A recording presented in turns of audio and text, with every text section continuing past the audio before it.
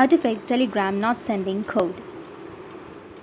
So if you want to fix Telegram not sending code, then what you need to do is first you need to make sure that you've entered the correct number in order to receive the code. So make sure that you've entered the correct number, and after that what you need to do is just simply tap and hold on to your Telegram application. Go with app info. Under your app info, you need to go with app permissions, and under your app permissions, make sure that you've allowed the permission of messages or contacts, SMS. After turning on the permission, your problem might be fixed. You will receive, or you need to just go and turn on the notifications. Once you've done that, the next thing you need to make sure is that you have a stable internet connection, and after that you need to open up your Play Store.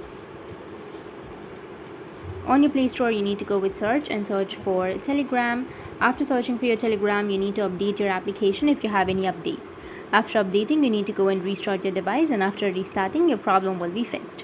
That's how you can fix your Telegram not sending code, and if you have any questions, feel free to comment below. Thanks for watching.